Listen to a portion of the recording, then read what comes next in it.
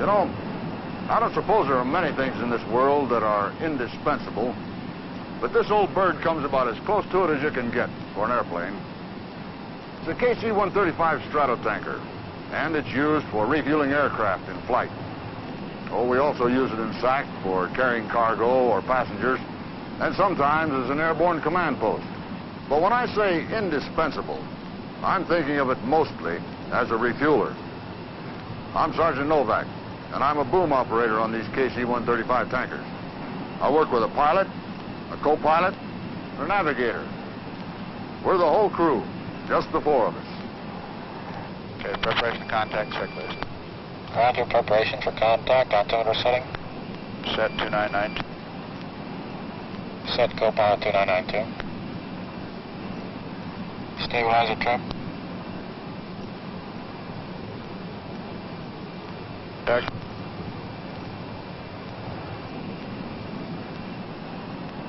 I'm going back now to refuel an F-4C fighter. Come on, I'll show you how we do it.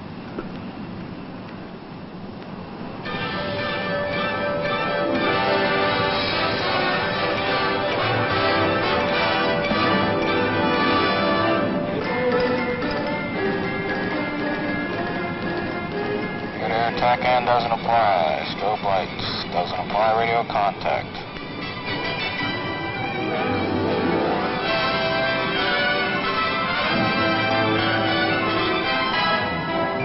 Pilot, nav receiver at 2 miles.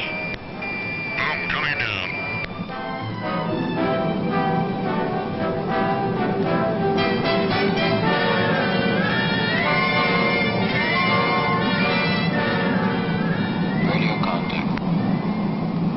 Okay, hose 64 shag 49, do you read?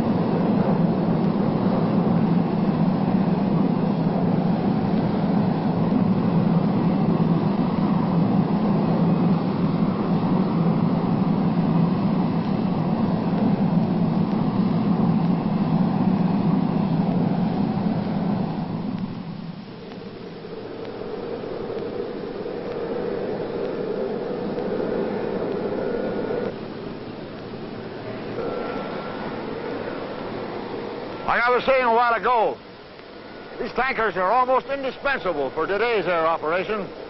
You take aircraft deployment, for example. You know how we got our fighter aircraft over there in the Korean War? We had to dismantle them, send them over there by ships, and then reassemble them when they got there. It took months. But today, with aerial refueling, we can send fighters any place in the world in a matter of hours. Like we did when we sent that squadron of F-106s over in Korea right after the Pueblo incident. Most of the fighters and reconnaissance aircraft involved in the Vietnam War flew over there with the aid of air refueling, and they fly back the same way when they're due for overhaul in the States. On any given day, aside from mass deployments, there are always tankers and fighters going both ways over the pond. What the tanker has done for us is that we are no longer at the mercy of fuel duration.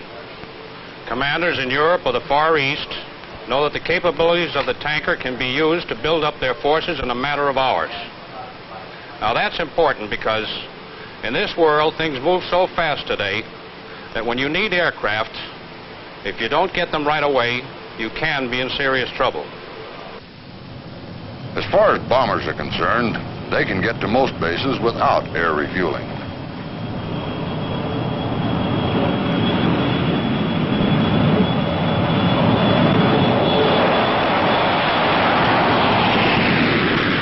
However, with refueling, we give them unlimited range and save precious time. So we are able to send B-52s non-stop and quickly to Guam from the U.S. on a regular basis. Many of the B-52s that go on bombing raids in Vietnam operate out of Guam. It's a long haul from Guam to Vietnam and back, and there's no way to complete the mission without air refueling.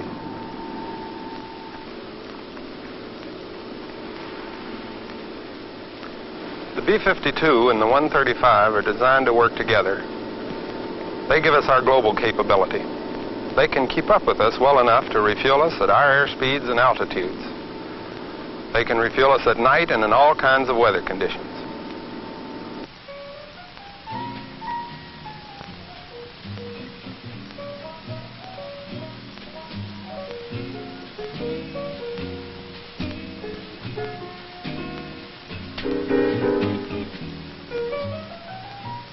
There's a saying in the Air Force that flying is 90% boredom and 10% sheer unadulterated terror.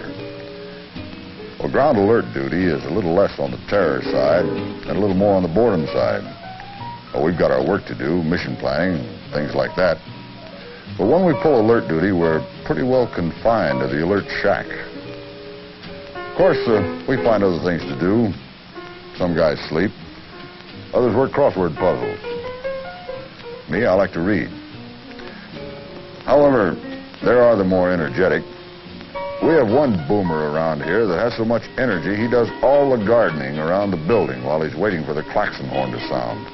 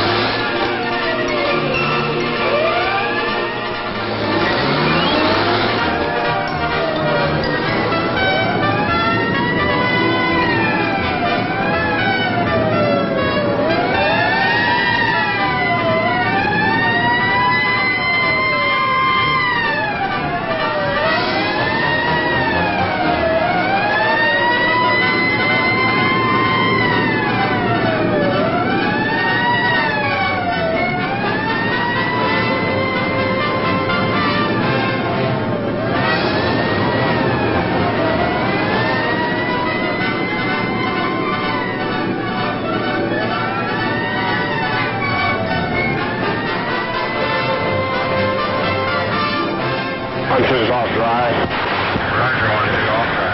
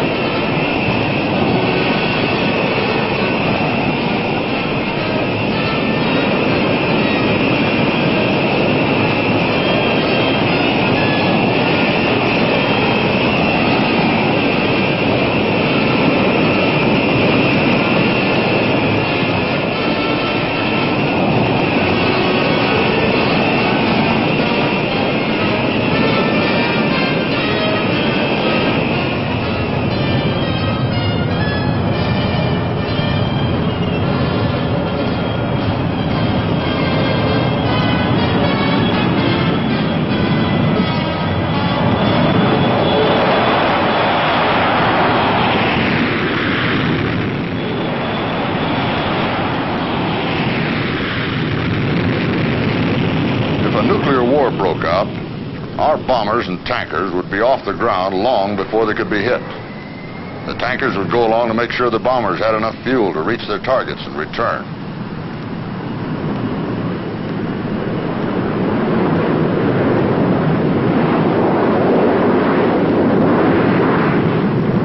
But the point is, the bombers couldn't make it to their long-range targets and back without air refueling. The same thing applies to fighters that bomb Vietnam targets from bases in Thailand. These birds are so loaded down with bombs, they use a lot of fuel just getting off the ground. So after they're airborne, about 15 minutes out, we top them off with 5,000 or 6,000 pounds of fuel. It makes you feel pretty important to see them come up. You give them fuel, you see them go away, and you know you're a part of it. It makes you feel even better when one of them comes at you after a strike, and he's got holes in him, and he's dripping fuel, and you're trying to keep him alive and get him back to his base. After it's over, you know you've saved an airplane, and you've saved a pilot. And when you get home, sometimes you can't buy your own drink at the club. I remember once when I was going in for refueling, the probe on a 104 is very close to the side of the fuselage, just a few inches out, and as I got close, I made a rough contact, and it bent the probe in toward the fuselage. And while I was sitting there wondering if I was going to have to bail out or just what, the boomer was able to make contact and bend the probe back out far enough so that we could make a refueling. I'll tell you, the old boomer really earned his money that day. I was coming back from a strike mission over the north in a pretty heavily damaged 105 one day. I had fuel siphoning problems and control problems and every other problem imaginable, a situation of that kind. And I managed to rendezvous with the tanker okay, but we were right in the middle of some thunderstorms and we couldn't refuel. And I was running out of ideas quickly. The tanker guys said we had to do an immediate emergency descent, which we did, and I hung right there with them. And I was getting pretty nervous about this time, as you can imagine. And we got down below and leveled out, and those tanker guys took control and got me calmed down and got me hooked up. We had to slow way down because of my control problems. He slowed that big bird down, and I finally got my gas. Had about 600 pounds left when I finally hooked up. And then he stayed with me all the way back to home plate. And I was really glad he did, because with the fuel siphoning problems I had to make about 5 or 6 hookups in order to make it all the way back. And they really did a fine job for me. I remember one day flying out of U-Bahn, 8th Wing, when General Olds was the commander. Been on a strike mission about 20 miles north of Hanoi, oil depot out there. Everything was going okay. We got the bombs off. We're headed outbound, and number 4, we looked around. He wasn't with us. And he was doing a lot of chattering on the air. He was new head, a little bit excited being up there anyway. And he lost sight of us, and he took off in the wrong direction. We had headed on out east to exit out over the Gulf and come on back. And when we coasted out, he said he had us in sight, so we just continued on to the coast, and we asked for a fuel check, and he had about 4,000 pounds less than the rest of us. And I made the remark to my backseater at that time that we're going to lose that airplane today, because there's just no way that he could make it to the tanker unless we asked him to do something different, to come a little bit farther north for us. So we got on the radio and started calling, telling them what was going on. And number 4 by this time was getting a little excited. In fact, the pucker string was getting a little bit tighter. And not knowing just where the tanker rendezvous point was, he said he did have a carrier in sight. So the tanker pilot, knowing where all the carriers were based out in the Gulf there, said just stay over the carrier that he had come up and meet him. Now, this is a little bit farther north than they normally come up for post-strike refueling. So the guy was just orbiting the carrier. He was getting down to about 1,500 pounds, hurting for fuel now. And the tanker said, I have you in sight, gave him a vector right to the tanker, and he plugged up and had about 1.5 minutes fuel remaining. And if the tanker hadn't come in a lot farther north and known what was going on in the situation there, we would have lost an airplane that day. And that night, number 4 bought that tanker pilot many drinks. He did a great job for him. There have been many, many saves. I run a tanker squadron, and I hear these stories all the time. I'm quite proud of our tanker crews. They're always there, listening in on the fighter frequencies. I've never yet heard it said they didn't go after someone when they needed fuel. Feeling tired? I want to tell you personally how much I appreciate the job that your tanker people did for the fighters in Vietnam.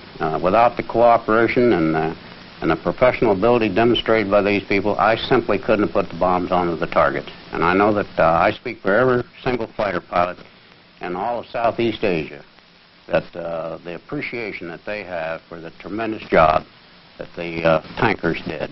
And we'll always be grateful for the job that they've done in our support. I'd like to say, General, it's probably a mutual admiration society among the tankers and the fighter crews. I think that the tanker crews are probably more keenly aware than any other group of the tremendous responsibilities that the fighter and recon crews had on their missions over the North. They're keenly proud of their achievements. Their opportunity to serve the fighter pilots was probably one of the finest sources of pride and highlights of their career. Well, I don't think many people really understood the role that the tanker played, and I'd like to just recap a few significant things. On an average mission, our fighters were staggered in about 4 to a tanker, and they took on an average of around 12,000 pounds of fuel. And they had to have this amount of fuel in order to get into the targets with the number of bombs that they were carrying. And as they got into the target area, they had to use AB, and when they used AB, the fuel consumption went up tremendously. And coming back out of the target area, they staged onto the tankers again, and they had to take another 4,000 pounds, and that 4,000 pounds was the amount of fuel that they needed to get home. And without this capability of the tankers, we wouldn't have been able to get into these target systems under the heavy defensive environments that we had to and do the job. And for example, when we're going after the Paul Demure Bridge, probably the toughest target that we ever had, fuel was going to be critical. The timing had to be exact. And the professional manner in which the tankers were able to take these people on and stage them off of the tanker and into the target area and recover and take on these added fuel in order to get home, I think was the highest professional standards that's ever been demonstrated between any components within our force. And this relationship of the tanker and the fighter team, in my judgment, have constituted a new domain for tactical operations in the future. As a matter of fact, prior to my departure from Vietnam, I was beginning to use tankers to refuel F-100s to do close air support. And that's a new tactic to come out of this war. Well, certainly I feel that it's most important to note, General Momeyer, that the overwhelming air superiority that had been established by the fighter forces over the North did permit the tankers to operate further north and probably would have been able to be accomplished or done in any other circumstances. Not too many people think of tanker duty as being hazardous, and we don't think much about it ourselves. But I know a boomer that was in a tanker crew that got the Distinguished Flying Cross and the McKay Trophy. And you don't get awards like that just for laying on your belly and pumping gas. Everyone knows what the Distinguished Flying Cross is, but the McKay Trophy is given for the single most outstanding feat of airmanship for the year. This historic refueling feat, along with the professional competence of this crew, ultimately resulted in saving 6 Navy aircraft and their crews. Their outstanding aerial skill, devotion to duty, and humanitarian interest in their fellow servicemen reflect the highest credit for themselves and the United States Air Force.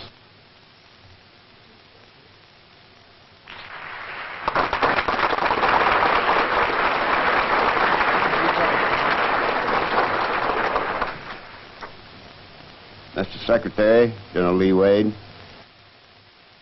once again, it has been demonstrated that you can continue aircraft in flight if they're properly equipped for refueling. And sometimes you have to take extraordinary measures to keep some of them in flight. You have to put an extra refueler between the main refueler and the aircraft that need the fuel. I think this was a great thing that this crew did. And it's a well-deserved honor, and I'm delighted to have the opportunity to present these certificates, and also, at this time, to present the crew with the McKay Trophy, which, of course, is too big for you to carry around, so we keep it here and put your names on it. Thank you very much, and thank all of you for attending. Hey, since we have multiple refuelings, how about if between elements I stow the boon and come forward for a cup of coffee, huh? Okay, fine. Sure. We'll anticipate. All right.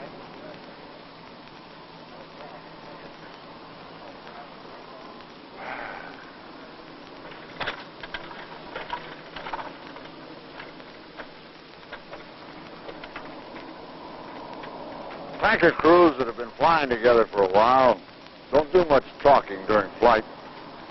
In fact, if somebody else was looking on, they'd probably think, what's the matter, these guys mad at each other or something? Well, it isn't that, of course. It's just that they've worked together so long that each man seems to know what the other wants, even before he asks for it. Like on one mission, I noticed the navigator was getting a little grouchy. So I gave him a cup of water, and he settled right down. He was thirsty, but he was so busy that he didn't even realize it. That's what I like about tanker duty. You're part of a team. A team the Air Force thinks is indispensable to modern air power. Any way you look at it, I'm glad to be a part of it.